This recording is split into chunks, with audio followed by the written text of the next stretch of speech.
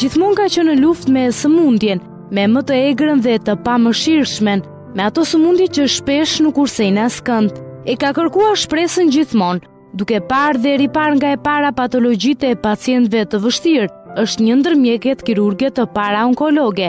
Atëherë dhe sot ndër më të mirat, Adelina Mazreku mban mbi vete vite të gjata pune. Nuk është e lodhur nga profesioni i saj.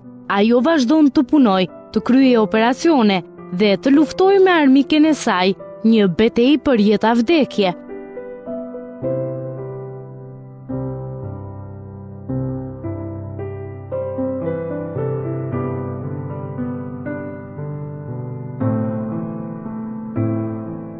Ka një butësi që zor se mund ta besosh se është kirurge, me një buzëqeshje të çiltër që i nxjerr në pamirësinë. Do të fillonte shkollën në profesionin e mjekes, pa dëshirën e saj, por nëse do të mundte të rikthej sërish pas në kohë, do të zgjidhte po të njëjtin profesion.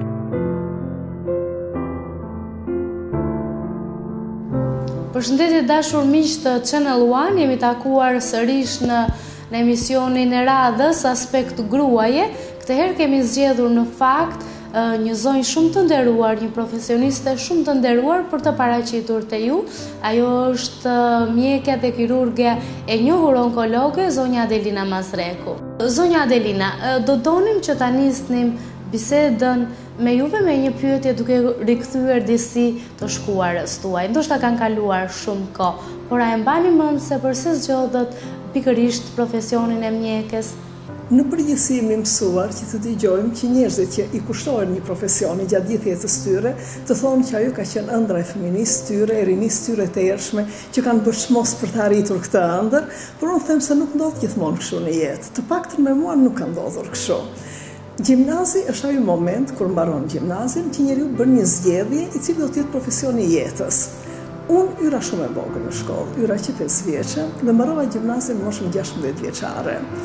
Brezi jonë kishe një farë pjekurie më të madhe sa mund të ketë ndoshta një 16 vjeçar sot, për vetë kushtet të cilat rriteshin, por sidoqoftë për të menduar që 16 vjeçari mund të mendojë me shumë objektivitet kush do të jetë profesioni i jetës tij, më duket pak si utopike. Në kohën tonë, sigurisht njerëzit mund të kishin ëndra që deshin të bëheshin një profesion të caktuar e tjera, por ato ëndra nuk zbatoheshin shumë sipas dëshirës së personit, sepse kishte një planifikim të studentëve që do të hynin në degë të ndryshme dhe kishte një përzgjedhje në bazë të rezultateve. Kishte disa fakultete që për atë kohë në brezin tim konsideroheshin si fakultetet preferuara, ku ishte mjekësia dhe inxhineria, dhe ata maturantë që mbaronin gjimnazin në bazë të arritjeve të tyre mundet piketoheshin për të hyrë në mjekësi ose për të hyrë në inxhineri apo në një fakultet që mund të qeshte më pak i preferuar. Dhe unë hyra në mjekësi sepse më projektuan për të qenë mjeke. Në bazë të rezultateve, pra njihesha si një privilegj për të hyrë në fakultetin e mjekësisë, ndërkohë që në ato ëndrat e mia nuk ishte mjekësia. Unë njihja mjekësinë në një mënyrë të tërthortë dhe në një mënyrë pak tragjike do të thesha, sepse kisha një daj që ishte idhulli im, ishte miku Mingush i Lazgush Moradesit dhe profesor Eqrem Çabejt, dhe unë isha arritur me të në një kohë që ai kishte një smundje të rëndë të veshkave dhe që një dënuar që të vdiste, dhe vdiq në moshën 44 vjeçare, kur unë isha akoma 12 vjeçare. Dhe maj mend profesor Shirokën, i cili pastaj më vonë u bë idhulli i tërë në kirurgëve, akoma pa e njohur fizikisht, sepse ai vdiq shumë shpejt, kur vinte ashtu i qeshur, me vendosjen e maskës të mjekut që do të ngrej moralin e një smuri që e di që është i dënuar me vdekje, dhe mundohesha dhe i thëriste që nga dera: "Profesor, sot jemi më mirë", në një kohë që ajo atë ditë ishte më keq se ditët e tjera. Dhe kjo përvojë, humbja e dajës në një moshë kaq të re, pas një lëngimi disa vjeçar, dhe kontakti me mjekësinë si një vend ku jepeshe dënimi me jetë me burgim të përjetshëm apo me vdekje, pra më la një impresion pak jo shumë të këndshëm që unë në një të ardhme të isha ky person, një personazh i këtij profesioni. Pra unë me dëshirën time nuk do të kisha zgjedhur kur mjekësinë. Dhe në rast se do më pyesin mbas kaq vjetësh mjekësi, sikur të duhesh edhe një herë të fillonje jetën nga e para, me ç'është profesion ta fillonja, atëherë thosha po, me mjekësinë, sepse mjekësia kthehet në pasion kur e njeh, jo thjesht kur e përfytyron. Hyri në degën e mjekes onkologe, ashtu si pa kuptuar. Aso kohë nuk e kishte idenë e vështirësisë së sëmundjeve që përfshinte kjo degë. Ajo kishte vetëm këmbguljen, donte onkologjin. Përse zgjodhët pikërisht onkologjin? Dhe atëherë kishe të drejtën atë kohë të bënje një përzgjedhje për degën që do të merrnje. Dhe kuptohet që qenia asistente profesore, asistente pedagoge në fakultet, që dha ajo një nga vendet e preferuara. Dhe unë, jashtë dëshirës time unë pasaj përfundova pedagoge, shefe katedrës onkologjisë, një profesion që më dha shumë kënaqësi krahas profesionit mjekut, profesioni pedagoges, por në atë kohë mendonja që do isha në frontin e parë, në vijën e parë, dhe për ne mendoshe që vija e parë ishe kontakti direkt me smurin, pra një profesion që kishe të bënte me klinikën, jo me pregatitjen teorike të mjekëve që do të bënin klinikën. Dhe mua për hir të rezultateve të mira, më piketuan për të më mbajtur asistente pedagoge në fiziologji, që është një degë shumë e bukur, që krijon atë fundamentin, bazën e formimit të mjekut të mëtejshëm, është një mësim që jepet në vitin e 2 të fakultetit, por që unë nuk mendonja në atë periudhë që t'isha e pozicionuar. Dhe ishe ere parë që babajtim një jetë. S'kishë ndryrë kur për mua, ndoshta se kishë lidur as nevoja, po dhe karakterit ishe që të mos bënte ndryrje për fëmijën e vetme që kishe, unë isha fëmija e vetme i tij. Vajti në Ministritë të Shëndetësisë dhe tha që vajza ime nuk do që të jetë asistente pedagoge në Fakultetin e Mjekësisë. Ai sa kush drejtonte shëndetësinë në atë kohë, bëri gati një pyetje, po çfarë kërkon ajo vajza tënde? Edhe i tha që unë kërkonja onkologjinë. Atëherë si të vash, dha një mendim një qik, do me thënë pak të ndosha në konfidencë, po është e marra jo vajza tënde, sepse që ishte onkologjia në ato vite, dhe që është onkologjia pasaj ajo që bë profesioni i gjithjetës time. Onkologjia kishte sektorin praktik, që ishte në atë kohë vetëm kirurgjia, s'kishin filluar akoma degët e tjera të onkologjisë, që është kimioterapia, rezatimi, ose rezatimi sa kishte filluar, dhe mandej kishte pjesën studimore, pjesën e kërkimit, të ricerkës. Në ato vite, imagjinoni, jam diplomuar në 61-shin, që të bënje kërkime në fushën e mirëfill të onkologjisë, ishe një utopi. Por që akoma koha, kur sa akoma nuk ishin prishur akoma marrëdhëniet me Rusinë, në Bashkimin Sovjetik, dhe ishte një projekt që të bëheshe Instituti Onkologjik në Shqipëri si një filial i Institutit të Moskës. Dhe kërkoheshe të përzgjedheshin njerëz që do të kishin këtë pasion, këtë aftësi që të përfshiheshin në këtë, si thua, sektor kërkimor. Atëherë, profesor Fadil Spaiu, i cili ishe diplomuar në Rusi dhe i kishe krijuar për herë të parë sektorin e onkologjisë, ishe pedagogu jonë në vitin e 5, Fakultetin Mjekësisë në atë kohë kishe 5 vjet. Dhe në vitin e 5, studentët në semestrin e parë kishin të drejtë të bënin një përzgjedhje të 5 profesioneve që do të deshin të ushtronin jetën e tyre. Shumica e shokëve të mi kërkonin kardiologjinë, dikush kërkonte kirurgjinë, dhe askush onkologjin i cili mendonte që është një vend ku të smurët onkologjik nuk kanë shanse për të shpëtuar, nuk kanë shanse jete, dhe prandaj ky sektor, ky profil që sa kishe filluar të ravizoheshe, nuk mundet të ishte si thua në ëndrat e një studenti që mbaronte mjekësinë. Por profesor Fadili piketoi 3 bashk studentët e mi, të cilët mendojnë, njërin prej tyre ta projektonte si kirurg, dhe 2 të tjerët ne që ishim pak si thuash në nivel pak më të lartë teorik në mund të quhet në krahasim me shumë shokë të tjerë.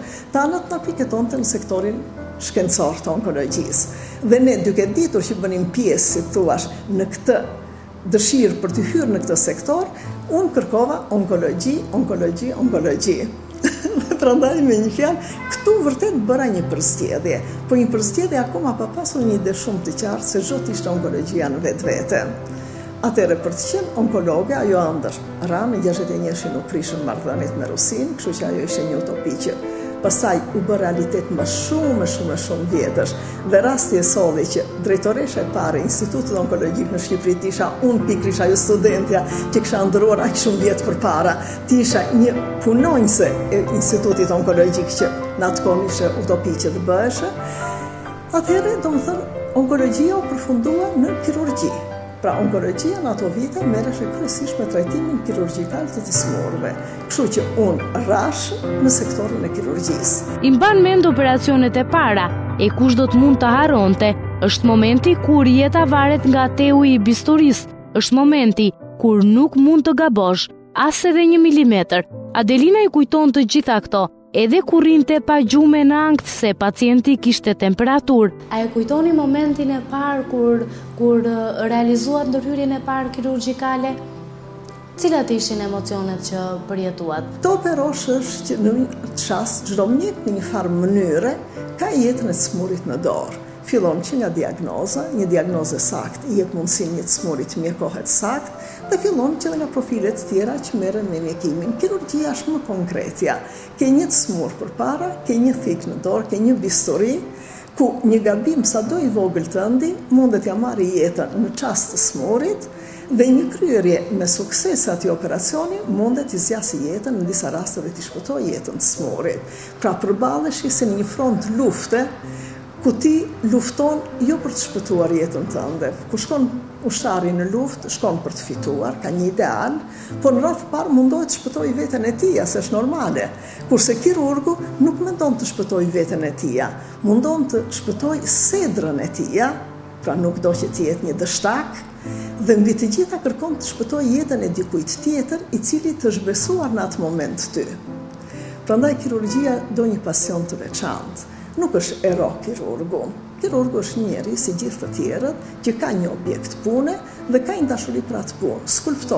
Skulptori ka një objekt pune që e dashuron, që e do dhe e bën me shumë pasion atë, por në fundit krijon një mermer të përsosur në atë formë që ai do që t'i japi, po një gjë pa shpirt, pa jetë. Kurse mjeku, objektin e punës së tij, e ka një qenie njerëzore, njeri që ka jetën e tij, që ka ëndrat e tij, që ka detyrimet e tij në jetë. Pra ti je një bashkëluftëtar me të. Pra specifika e mjekut është pikërisht ky është privilegji, po ndoshta dhe ndëshkimi, sepse tërë jetën je i mbërthyer në ganxhat e kësaj përgjegjësie të madhe, që ti objektin tënd e ke një njeri, e ke një qenie të gjallë. Dhe sigurisht kirurgjia është në front të parë, jo pse është specialiteti më i shquar ndër specialitetet. Çdo specialitet ka vlerën e tij, por specialiteti ku suksesin ose insuksesin e prek në mënyrë më të kapshme. Dhe njëherë kërkohen sa vendime të momenti sipas situatës që të zgjidhësh problemin. Nuk të le shumë kohë të mendosh, të le shumë kohë të mendosh para se të vendosësh një diagnozë, para se të vendosësh që të kryesh një operacion, para se të zgjedhësh llojin e operacionit, pasi të kesh ditur tërë komplikacionet e mundshme që mund të japi ky operacion dhe si do t'i menaxhosh në të ardhmen, pra kërkon dije, nuk është thjesht një prakticien kirurgu. Por në momentin që realizon qëllimin për të cilin ka marrë bisturinë në dorë, është një njeri që lufton dhe duhet marrë sa vendime të çastit ngadonjëherë që nuk lën shumë kohë për filozofin, po kërkojnë një veprim konkret i cili mund të ketë pasoja pasaj fatale për të smurin dhe për mjekun i cili pasaj i provon vetes që nuk është ai njeri që duhet të ushtrojë atë profesion. Pra nuk është e frikshme sa duket? Në këtë drejtim është pak e frikshme. Unë kam shumë vjet që punoj kirurge dhe duke qenë sinqertë, para çdo operacioni unë kam emocion. Është si artisti që del në skenë, mund ta ketë interpretuar me mira era atë rol, pa ai nuk mundet mos jetë artist në rast se ai nuk ndjen pa ato emocione që ndjeu herën e parë. Dhe kam biseduar në konfidencë edhe me kolegë të tjerë kirurg. Meshkujt duan të hiqen pak më trima, dhe ngadonjëherë nuk duan ta pranojnë, por kirurgu ka frikë. Ka frikë para çdo operacioni. Një frikë domethënë në kuptimin që mos ndodhet përpara një situate të paparashikuar, sa do të jetë i Zoti ai dhe i smurit, atë i kalojnë situatën e paparashikuar, kështu që në këtë drejtim kirurgu është tërkohën në emocion. Dhe ky emocion nuk përfundon me operacionin. Operacioni ngadonjëherë komplikacionet mund të ketë në distancë kohe. Atëherë kirurgu patjetër, ashtu si për fëmijën e tij kur e ka me temperaturë gdhin gjithë natën dhe nuk mundet të verë gjumë në sy, ashtu dhe për një pacient që bën temperaturë, ti atë natë nuk flet dot në shtëpi sepse mendon të nesme do t'i bjerë temperatura ose jo, pse e pati këtë temperaturë, apo për çdo lloj komplikacioni tjetër që parashikohet të ndodhi për një operacion të caktuar. Pra, është e vërtetë që është një operacion që të mban të lidhur në vazhdimsi me objektin e punës tënde dhe ndoshta kjo është dhe e bukur e këtij profesioni. A është e vërtetë që mjekët kanë një zemër pak më të fortë edhe më të guximshme se sa njerëzit e tjerë? Më të ndihshme po. Më të guximshme dhe më të ndihshme po. Lufta e meshkujve kundër femrave, që i konsiderojnë ato si të dopta dhe të pazonjat mjaftueshëm është e vjetër, por ajo nuk ju dorëzua kësaj lufte. Me punën e saj u përpoq të i bindete për të kundërtën, se ishte e zonja Asata, në mos edhe më tepër. Zonja Mazreku, ju në fillimet tuaja, le themi ishit një kirurge me shkujve të tjerë kirurg. Kishte vështirësi për ju për të qarë, le themi, në këtë botë? A e gjetët ju dashamirësinë edhe mbështetjen e kolegëve tuaj? Është e vërtet që meshkujt nga ndonjëherë paragjykojnë femra duke menduar që nuk janë të zonjat për një profesion. Unë ndosha në këtë drejtim pata relativisht fat, mundet të them, sepse isha studente e atyre pedagogëve që ishin të njëjtën kohë dhe kolegët e mi mbasi mbarova. Meqense më kishin vlerësuar si studente, por më thënë vetëm për aftësitë, po për impenjimin, për seriozitetin, pra më pranuan në gjirin e tyre jo si një alien. Pra nuk gjeta atë rezistencën thjesht e faktit të qenit femër. Mandej unë ndesha me ato, si thuash, vështirësira që ndeshet çdo njeri në profesionin e tij, kurdo që të ka përzier të hedh një hap përpara. Jo thjesht duke qenë femër dhe duke qenë mashkull, të gjithë në profesion jo gjithmonë e kanë fushë me lule. Jo gjithmonë tërë kolegët janë pa i dashamirës. Sigurisht, midis kolegëve mundet të ketë edhe ambicie, mundet të ketë edhe dëshirë për të mbajtur një pozicion dhe për të qenë gjatë ti dhe tjetri mos vi afër me ty. Në këtë drejtim sigurisht që si çdo profesionist edhe unë ndesha me këto vështirësi. Një jetë e shpëtuar për të shpërblyer me mirënjohje të përjetshme. Ish pacientët e saj e kanë takuar me mirënjohjen më të madhe pas shumë vitesh. Pikërisht ky është momenti më i bukur i punës së saj. Është koha kur puna të shpërblen. Cili është satisfaksioni i profesionit të mjekut? Satisfaksioni është që për atë punë kur e bën mirë, është mirënjohjes një grup i madh njerëzish. Është rreth të pari smuri që fiton jetën dhe aftësinë. Janë gjithë familjarët e tij, janë gjithë miqtë e tij. Pra rreti zgjerohet ke një grup njerëzish të cilët të kanë çdo kirurg nuk bën ai vetëm mrekullin. Operon një apendicit, konsiderohet sikur është një operacion i thjeshtë dhe vërtet është i thjeshtë. Ai smur që shpëton dhe e operove ti thot, filani më ka shpëtuar jetën. Ndoshta ishte një rastësi që ishe ti. Atë natë roje mund të ishte një mjek tjetër dhe ta kishte bërë një kolegu tënd dhe të isha ai shpëtimtari i jetës ti. Por në rastin konkret ajo e lidh me ty sepse ti e ke ekzekutuar.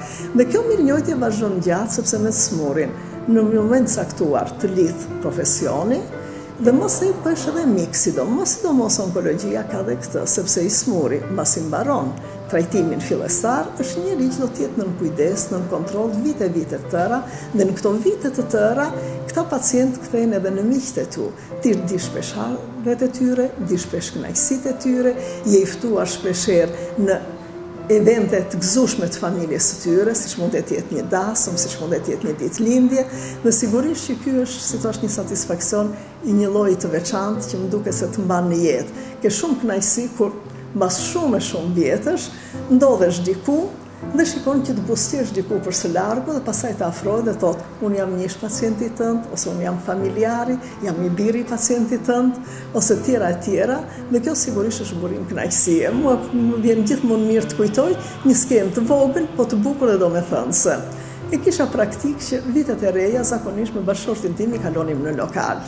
Dhe sa fikën dritat dhe undezën dritat për treguar që hyri viti i ri, ne shikojmë përpara tavolinës tonë një çift të ri me gotat e verës në dorë, edhe thot, këtë dolli, thot, për vitin e ri, thot, duam ta ngrejmë për doktoreshën dhe bashkëshortin e saj, sepse unë, thot, kam qenë, thot, ai fëmia i vogël, i cili ishte vetëm 10 vjeç, edhe loste me mua, kur vinja këta shikonja në dhomë, më fshiheshe, dhe që unë e kisha operuar ai vjet përpara dhe tash ajo që bërë një dialog që ishte i fejuar dhe me të fejuarën e tij trokiti gotën e parë me mua. Ose prap me vitin e ri kujtoj një ngjarje prap tjetër të gëzueshme, ishte një vajzë e cila kishte fibroadenoma. Fibroadenoma është një tumor i mirë i gjirit që zakonisht nuk e pasojën të ardhmen, por ngadonjëherë ka tendencën që të ketë shumë të përsëriten, njëherë në një gjë, njëherë në gjirin tjetër, dhe kjo vajzë e cila pati kontakt në vazhdim me mua për këto probleme, ju krijua dhe përshtypja që ndoshta jeta e saj janë të ardhmen mund të zhvillohej si jeta e çdo femre tjetër, dhe ajo arriti të konfidoheshe me mua që kishte një shok me cilin mendonte të krijonte familjen, por ato dashuritë e forta që mendon të ruash partnerin, mendonte që ajo mund të rrezikonte familjen me këtë partner dhe kishte thënë që unë kam një smundje që nuk mund të krijoj familje me ty etj. Dhe unë i krijova bindjen që shikoj vajzë mund të vazhdosh jetën normalisht, bile sa i shoku tënd, në rast se ka sa do pak në një vizitim, le të vi të më kontaktoj të bisedoj me të. Ai nuk u duk, nuk ardhi dhe pata një ndjenjë të keqe, thash ndoshta do të ketë qenë një nga ata frikacakët që u tërhoq. Ishin kaluar pak vite, kur një ditë vitit të ri, pra dita e vitit të ri, festoheshe zakonisht në shtëpi dhe të gjente në mëngjesi në shtëpi, shumë herë dëgjoj zilën e shtëpisë, dalë të hap derën dhe shikoj një çift me një karrocë të vogël me një foshnjë. Ishte ky çift që kishte bërë fëmijë edhe vinin të moronin mua ditën e parë të vitit të ri dhe thanë këtë fëmijë kemi nga ty. Nuk flet keq për kolegët e saj, edhe pse të gjithë nganjëherë dim se mjekët shpesh e harrojnë betimin që kanë bërë. A ka probleme shëndetësia në vendin tonë? Shpesher njerëzit besojnë ose le të themi mendojnë se ka humbur disi ai humanizmi, pra roli parësor i mjekut. Në fakt, si e perceptoni ju? Si vjen kjo pjesë në gjykimin tuaj? Sot kënaqur janë nga mjekësia, njerëzit mund ta gjykojnë më mirë ata. Megjithëse dhe në gjykimin e njerëzve ka dhe shumë subjektivizëm, kurse sa ka ecur mjekësia, sigurisht ne profesionistët që kemi mjaft vite në shtëpi, në profesion, mund ta gjykojmë objektivisht, do të thesha. Shëndetësia shqiptare ka ecur shumë, ka bërë progres. Unë krahasoj, unë jam mjeke që bëj rreth 50 vjet në profesion. Dhe sigurisht, duke marrë vetëm sektorin tim, as mund të krahasohet ajo mjekësia 50 vjetëve përpara, që kishte mjek të aftë, të përkushtuar, por pak mjete diagnostike, pak dije shkencore, sepse dhe shkenca ka ecur paralel, dhe mjekësia shqiptare që është e drejta është kthyer në një mjekësi që i ka pothuajse të gjitha profilet që duhet të ketë një mjekësi, pra të gjitha specialitetet, ka pajisjet bazë, i ka sigurisht jo gjithmonë më të fundit shkencës. Sektori privat është bërë një partner i mirë i sektorit shtetëror, pra atë që shteti ndoshta akoma se ka sjellur e paraprin privati që e sjell. Pra në këtë sens nuk mund të them kurrë që shëndetësia shqiptare është një shëndetësi primitive. Mjekët janë me dije të mjaftueshme, me një fjalë, shumica e mjekëve dhe me pasionin e mjaftueshëm. Sigurisht që tashti, sigurisht përfiten shumë gjëra për aspektin moral të mjekut. Mua më them se në një pyll, një dru i shtrembur nuk mund të prishi jeshin e pyllit. Pra unë do të thesha se ato janë përjashtime ndoshta, që pastaj njeriu i përgjithson dhe nga donjëherë rëndon më tepër në shpinën e mjekësisë ajo që i takon një mjeku që për mendimin tim nuk duhet t'i quhet mjek në rast se ai bën devijime të tilla nga i famshmi betimi i Hipokratit, që njeriu duhet i kushtojë gjithë jetën e tij të smurit dhe ta ushtrojë me profesionalizëm dhe me ndeshmëri profesionin e tij.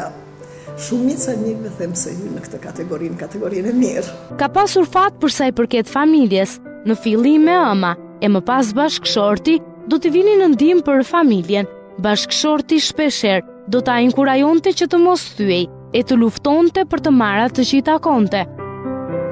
Thonë që koston e një karriere të suksesshme paguan familja. Në fakt ju, zonja Mazreku, si e keni dalë për të qenë një nën, për të qenë një mjeke dhe një kirurge suksesshme, por gjithashtu edhe një bashkëshorte mjaft e mirë? Është e vërtet që mbaret koncept ka njeriu për gruan, për nanën. Koncepti klasik do të ishte që gruaja duhet të ishte në radhë të parë dhe një shtëpiake e mirë.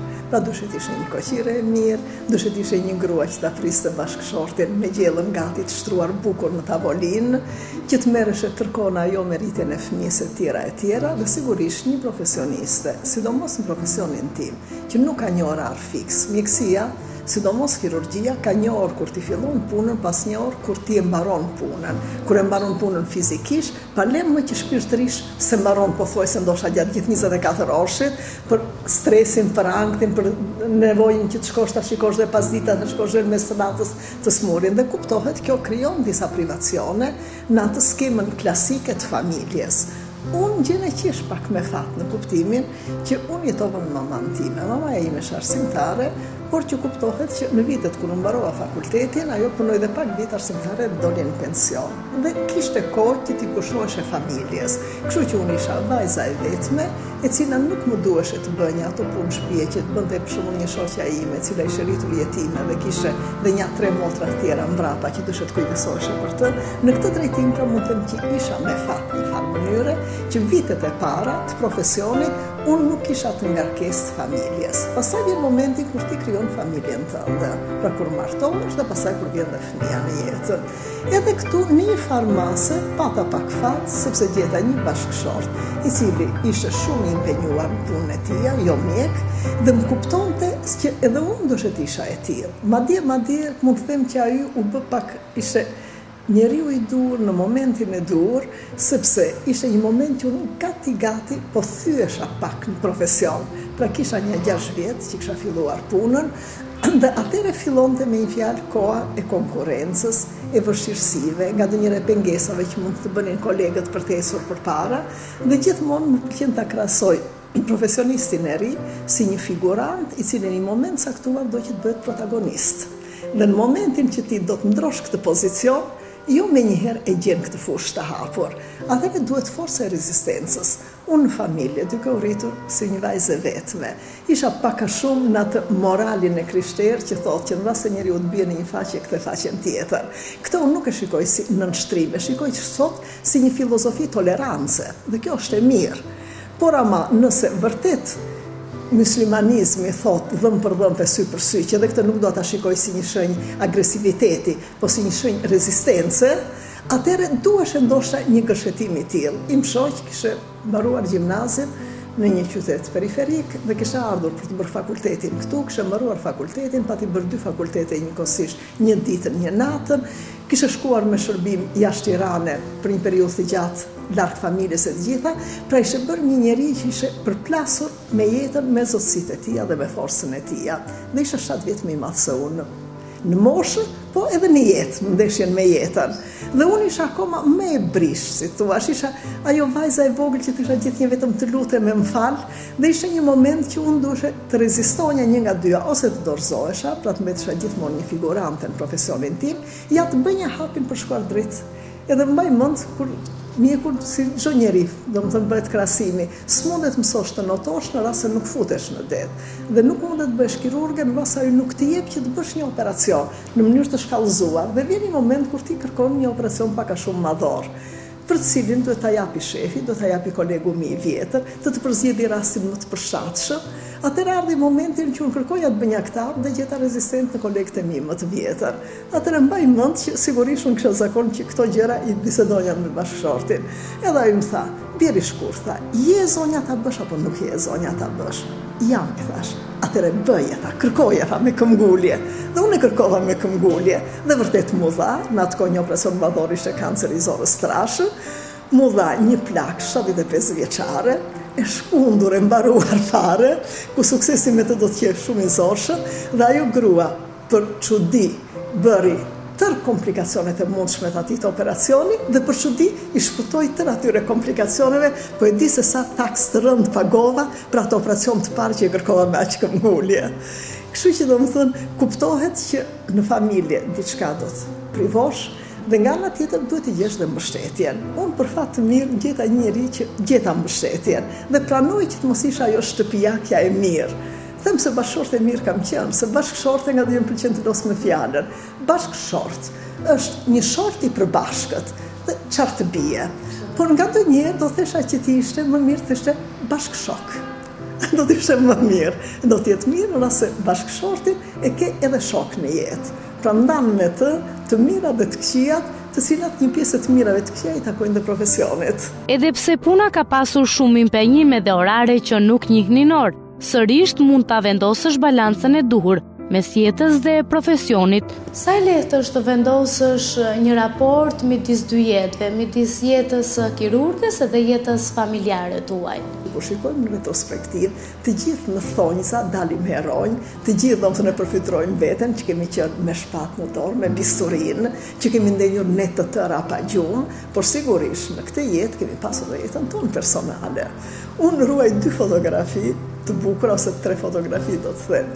Një është kur jam ere unë, i ri bashkëshorti tim, dhe gjenim kohë që të shkonim, në atë kohë ishte Volga, kërcehesh e darkave, pra gjenim kohë një të shtunë, një të diel, të shkonim, të kërcenim, pa çka se kishte ndodhur në njerë që dikush vinte edhe theshte, hajde shpejt se i smuri është rënduar e mund ta linja për gjysmë darkë dhe shkonje në spital, por ama gjenja hapësirë, Shkonim që në koha kur ishin hotelet e turizmit, në verë, pra bënim dhe ne një muaj pushime dhe do më thënë kërsenim në piste tjera e tjera, dhe mandej është periuda kur ti fillon pasaj me fëmijën tënë, të gjesh kohë për ta quar te lodrat, për t'i treguar një prallë natën, pra në një farë mënyre, kirurgu ka dhe jetën e vetë personale. Nuk është gjithmonë ai ushtari që ri në rojet kufirit midis jetës dhe vdekjes, që të mos e lesh vdekjen të shkelin kufirin e jetës. Pra mjafton të duash dhe kohë. Sigurisht, gjendet koha. Në retrospektiv shikon që ke lënë disa mangësira. Për shembull, ai muaj i verës, të cilin unë tash kur vinë niprit e mi, sepse niprit e mi vajza im është martuar jashtë me një bashkëshort atij vendi ku jeton, dhe kuptohet që fëmijët vinë në takohemi, jemi gjyshër sezonal. Dhe në atë periudhë që ata vinë, unë dua gjithkohën dhe tash e kam atë mundësi ta racionalizoj kohën e punës, që ta kaloj me ta. Dhe them, sa gjyne që këtë punë nuk bëra me vajzën time kur ishe, sepse tamam në atë muaj leje, kur vërtet pushonin, por kërkoheshe nga fakulteti të shkrueshe teksti, të mbroheshe grade shkencore. Nga spitali kërkoheshe të bëheshe një relacion që kërkon të ministria, se në atë kohë luanja dhe rolin e drejtoreshës Institut Onkologjike tjera, dhe të gjitha këto ku do t'i gjenje në atë kohë të ngushtë të punës përditshme, të rutinës përditshme, atëre në atë periudhë që duhet ishte leje absolute, pushim absolut, në ato muaj janë shkruar tekstet, në ato muaj janë shkruar temat e disertacionit, në ato muaj shpesher janë bërë relacionet që mund të kërkonte me urgjencë ministria ose vetë puna e tjera, kështu që në këtë drejtim vërtet që ka qenë një farmase e cunguar, nuk ka qenë ai pushimi absolut dhe përkushtimi absolut ndaj familjes, por megjithatë dhe ajo ka pasur bukurinë e vet. Si është një ditë e zakonshme juaj? Pra, cila ka qenë rutina e ditës tuaj? Flas për dikur edhe për aktualisht. Në retrospektiv si ishte? Në retrospektiv fillon të puna në shtatë. Unë një periudhë shumë të gjatë, 26 vjetë profesionit, që është në funksion drejtues, pra shefe klinike, drejtoresh, shefe klinike, shefe katedre. Atëre fillonte që në 7:30 me mbledhjen e mëngjesit, dhe pasaj dëshët bënje vizitë të smurve, dhe në të njëjtën kohë paralel mund vinte grupi studentëve, se isha pedagoge, ishte ambulanca që dëshët vizitonja të smurët, dhe sallë operacionet që kështë marrë të smurit dhe dëshët i jefte, kështë fillon narkoza dhe dëshët ju njën sallë të operacionit. Dhe në të njëjtën kohë mund vinte kaldaisit, theshte që nuk i kështë ardhur furnizimi me qymyr dhe nuk punonte kaldaja e Institutit Onkologjik. Dhe aq sa nga ndonjëherë ju thesha me shaka njerëzve, nuk kam kohë as të vdes. Tashti, ko të vdes kam. Shpresoj që mos ketë ko vdekja të mire të pro me mua. Pra do më thëmë, tashti kohën e kam diçka më të lirë, po pra do thesha të mbushur në kuptimin. Nuk qohen më që në 7:30 të punë, të mëngjesit, nuk filloj punën që në 7:30, pra ndjeja të lezetin e mëngjesit, që të dëgjoj lajmet ose dëgjoj pak muzikë, të ngrej mëngjes dhe punë e filloj rreth orës 9. 4 ditë në javë unë vazhdoj të operoj. Do operoj në këtë klinikë, që është këtu Royal Diagnostic Center. Dhe ajo ditë, operacioni dihet që ka periudhën e fillimit, sa mbaron, sa ndiqë të smurët e gjitha, dhe zakonisht del puna që të vesh në shtëpi rreth orës 3. Dhe mandej do të merresh ose me një lexim, ose me diçka që t'i jep kënaqësi, por mund të vish edhe për kontravizit për të smurit. Dhe ditët e tjera janë vizitat e të smurëve. Dhe vizitat e të smurëve hanë një 5-6 orë të mirë. Pra, unë punoj çdo ditë të javës, duke punuar dhe të shtunën, se klinika punon dhe të shtunën, me një ngarkesë pak a shumë orari, 6-7 orë në ditë, dhe ndjej veten mirë. Ditën e diel pushoj. Jeta është e mbushur me emocione të bukura dhe të këqija. Ato kalojnë si një film. Cilat janë gjërat që ju emocionojnë më shumë, pra gjërat që ju falin më shumë emocione në jetë? Emocionet nuk janë për fat të mirë, gjithnjë të bukura. Dhe nga ndonjëherë njeriu për fat të keq mban mend më tepër emocionet që i kanë shkaktuar dhimbje në një moment caktuar, dhe sigurisht dhe emocionet e bukura. Them se nuk mund të veçoj një, jeta nuk ka vetëm një emocion që ta veçoj. Secili ka bukurinë e vet. Emocion është kur diplomohesh, sepse në atë kohë sfera e interesave tua, kjo është, i ke vënë detyrë të mbarosh një fakultet, të marrësh një diplomë dinjitoze, të fillosh punën, është një moment që t'jep kënaqësi. Momenti kur një shok, për cilin mund thurë shumë ëndra, dhe pasaj mund vjedhë zhvillimi, se shikon që nuk ishte njeriu që mundet ti ishte shoku tënd në jetë, dhe pastaj vjen kur deshesh vërtet me shokun e vërtet të jetës, e cila nuk mos ndodhi ky takim me kaq emocion, por të jetë si thua një ndjenjë e mirë, e ngrohtë që të mban gjatë gjithë jetës dhe të mban më gjatë. Moment është kur vjen fëmia në jetë, sigurisht është një moment kulmor, dhe ajo me një fjalë. Kur ti ke një ankth të madh për të realizuar diçka dhe në një moment caktuar të realizohet, pra unë nuk kam idenë se mund të ketë lumturi non-stop. Lumturia është vetëm një çast, momenti kur ti realizon diçka që e ke dëshiruar shumë. Dhe njeriu dëshiron shumë gjëra në jetë shumë, arrin disa prej tyre, por disa prej tyre i arrin ta ka disa çaste të lumtura. Kështu që vetëm një zonë, në një moment caktuar të duket sikur kishte çastin më i lumtur i jetës time. Dhe pastaj kur kujton, mendon ndar se shumë e lumtur kam qenë dhe një herë tjetër, ose mendon që ndar se ndoshta nuk është ky kulmi i lumturisë. Për shembull, ardhja e nipreve në jetë e kam përjetuar akoma më me intensitet, si të thuash, sepse mendon larg qoftë një komplikacion që mund të ndodhi gjatë aktit të lindjes, që është akti më normal, por që mjeku për fat keq është si thua i ndrydhur gjithë një brenda ankthit të së papriturës së keqe, sepse është ndeshur në jetë me të keqen. Në mos në përvojën e vet personale, në përvojën e vet profesionale, e tjera, dhe jeton në këta ankth. Lumturia e madhe është edhe një moment i vetëm, kur unë fjala vjen tash, komunikoj me niprit e mi nëpërmjet Skype-it. Dhe imagjinoni, nipin që është tash 4 vjeç, por që kur ishte 3 vjeç, del në Skype, kupton shqip, por flet më tepër gjuhën e vendit të tij, dhe unë i them ai quhet Joris. Edhe kur del në Skype, ai më kupton ç'i them, kur i them të dua shumë, e tjera, dhe tund kokën gjithë kënaqësi, po një ditë më doli në Skype dhe i thash, Gjani nënës, vajtër seriozitet, nuk jam Gjani, jam Jorisi. Sa rritë të kupton të fjallën Gjanë në Shqip. Prandaj, kështu që dhe atë unë e veçojta si një moment shumë të lumtur, ose një moment kur vendosim të dalim fotografi dhe niprit e mi arrin të kuptojnë që duhet pozuar. Pra do të thotë përqafim që ata e japin në mënyrë të sinqertë, e japin edhe në mënyrë demonstrative kur janë përpara ekranit. Dhe kjo për mua është një moment i lumtur shumë. Një sëmundje e diagnostifikuar në kohë do të thotë një betejë fituar kundër tumoreve.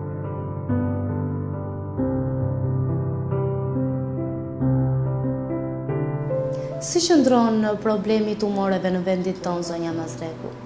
Tumoret janë një sëmundje e cila mund të preki të dy gjinit, të dy sekset, mund të preki të gjitha moshat, dhe fillon si shtrirje anatomike që nga rënja e qimes flokut, pra që nga maja kokës, sepse ka dhe tumor që zhvillohet në rënjen e flokut, dhe arrin deri te maja e gishtit këmbës, deri te thojë, se ka dhe një tumor që zhvillohet në shtratin e thojit, pra kap çdo organ. Por disa tumore kanë shpeshësi më të madhe dhe në një seks të caktuar. Atëherë, në seksin femror, që përbën gjysmën e njerëzimit, tumori më i shpesh është tumori i gjirit, kanceri i gjirit. Dhe ai, si thua, është bërë dhe objekti më i afërt i punës time tash të përditshme.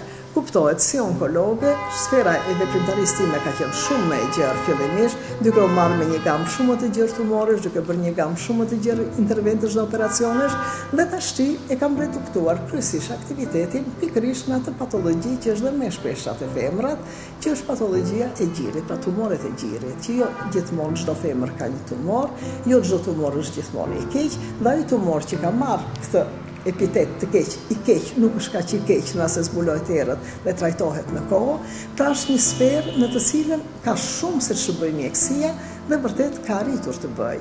Fakt është që shpeshësia e tumoreve të gjirit, po të referojmë vetëm këtij që është tumori më i shpesht, ka ardhur në mënyrë të vazhdueshme duke u rritur. Dhe këtu ka shumë faktor. Ka faktor të cilët shkenca ka arritur të identifikojë, të njohë. Ka faktor të cilët akoma si ka njohur.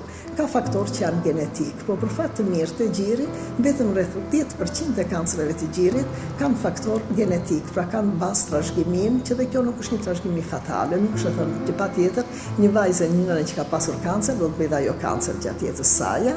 Dhe mbi të gjitha janë faktorët që kanë të bëjnë me atë që quhet stili i jetës. Në stilin e jetës janë shumë faktor. Fillon që nga jeta riproduktuse, e cila ka lidhje direkte me femrën. Pra, mendohet që numri i madh i lindjeve dhe lindja e parë në moshë të re, mosisht në 20 vjeç, është faktor mbrojtës. Mirë po kjo bie ndesh me evolucionin e shoqërisë. Unë në studimin tim që kam pasur në objekt të doktoranturës kancerin e gjirit, në vitet 55, sipas statistikave që ekzistonin, mbi 20% të lindjeve i takonin moshës në 20 vjeç. Dhe sot është një shifër shumë e vogël rastesh që lindja e parë realizohet në moshën 20 vjeç, sepse femra sot do të shkollohet, do të krijojë një farë standardi mirëqenieje për sjelljen e jetë fëmijën, ka përgjegjësi më të madhe ndaj rritjes fëmijës e tjera, kështu që është paksuar dhe numri i lindjeve është rritur dhe mosha në lindjen e parë. Dhe kjo është një gjë që ndikon pas shumë vjetësh, pra një grua e cila s'ka bërë fare fëmijë, ose ka bërë vetëm një fëmijë, që fëmijën e parë ka lindur mbas moshës 35 vjeç, ajo pas shumë vjetësh ka një risk më të rritur që të bëjë një kancer gjiri në krahasim me një femër që do të ishte martuar re fare, që do të kishte bërë fëmijën e parë në moshën 20 vjeç dhe që do të kishte bërë 4-5 fëmijë. Një jetë që humbet është çasti më i vështirë për një mjek, edhe pse shpeshherë është një seri problemesh që shkaktojnë. Profesioni juaj, zonja Mazreku, pra profesioni i kirurgës, ndoshta është hasur ndonjëherë edhe me humbjen e jetës. Si keni përjetuar ju këto momente? Shumë rënd, sepse në humbjen e një jete nuk është gjithmonë përgjegjësia direkte e mjekut, pavarësisht se familjari dashi pa dashi ngadonjëherë do që të bëjë dhe disa lidhje që i vendos gjërat në kohë, por që nuk kanë lidhjen reale. Fjala vjen ti mund të bësh një operacion shumë të mirë dhe i smuri të bëjë një tromboemboli ose të bëjë një krizë tensioni që nuk varet fare nga mënyra si realizove ti operacionin, dhe ai mund të humbasë jetën. Por kjo i ndodhi mbas operacionit dhe familjari ka shumë të zorshme ta kuptojë që kjo gjë mund të ndodhte edhe pa bërë fare operacionin në një moment kur ai mund të ishte në një dasëm. Sa veta që vjen nga tensioni mund të pësojnë një infarkt në një dasëm. Por në rast se ky infarkt vjen mbas një operacioni që mund të ketë dalë me sukses si operacion, po i rënditur afër në kohë, familjari sa fal kur ty sepse e lidh me ty, mendon, unë pasova gjallë, shndoshe mirë me këmbët e veta, dhe smuri humbi jetën. Pra do më thënë ndeshemi edhe me gjëra tilla që s'kan të bëjnë direkt me operacion ose me mënyrën se si u ekzekutua operacioni ose mjekimi. Ka raste sigurisht që mundet të kemi defekte dhe në këtë një diagnozë pa vënë në kohën e duhur, diagnoza të cilat ngjasin njëra me tjetrën dhe sigurisht do të thënë që të gabosh është njerëzore, por në këtë rast është gabimi i mjekut të shumë i rëndë se gabimi i çdo profesionisti tjetër në profesionin e tij. Dhe mandej sigurisht ngadonjëherë janë edhe vetë organizmi si vepron, sepse është një bashkëveprim midis smundjes, organizmit, mjekut.